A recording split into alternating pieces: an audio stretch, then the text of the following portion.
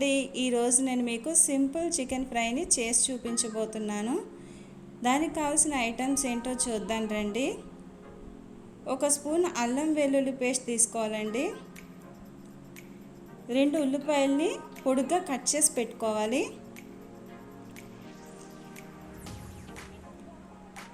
1/2 spoon జీరా powder తీసుకోవాలండి.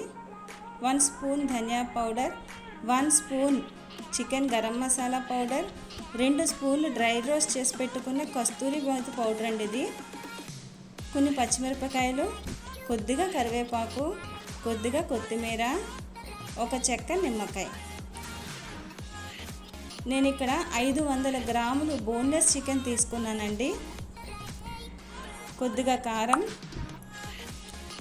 టేస్ట్కి సరినంత salt. ఇప్పుడు దీనిలోనికి మనం సాల్ట్ని వేసేసుకుందాం అండి. కారాన్ని వేసేసుకుందాం. నేను చూపించిన ఐటమ్స్ అన్నీ కూడా ఇందులో ఒక్కొక్కటిగా వేసేసుకుందాం అండి. Jeera powder, dhania powder, chicken garam masala powder, పచ్చిమిరపకాయలు, కట్ చేసి పెట్టుకున్న ఆనియన్స్ని కూడా వేసేసుకుందామండి ఇందులోకి. నిమ్మ చెక్కను కూడా మనం ఇందులో పిండేసుకుందాం. ఈ నిమ్మరసం పిండిన తర్వాత ఒకసారి మొత్తం అంతా కూడా చేత్తో కలిపేసుకుందామండి. ఈ మసాలాలన్నీ దీనికి చికెన్కి పట్టాలండి.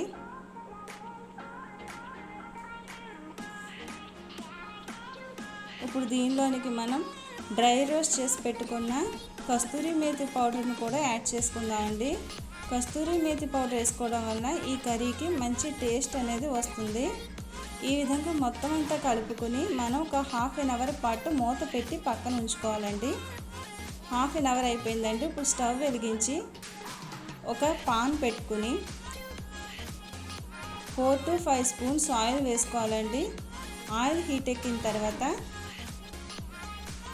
ఈ చికెన్ని మనం అందులో వేసేసుకుందామండి.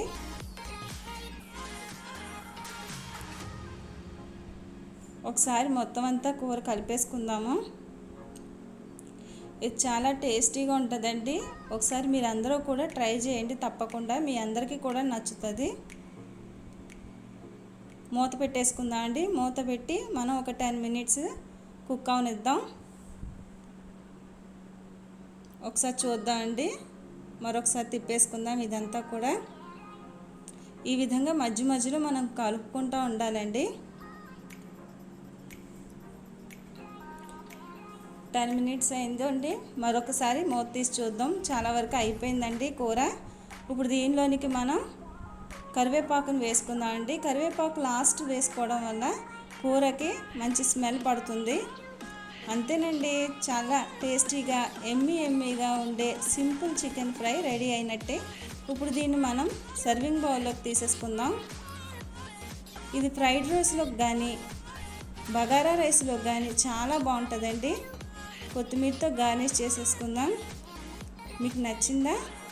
నచ్చినట్లయితే లైక్ చేయండి, షేర్ చేయండి, కామెంట్ చేయండి.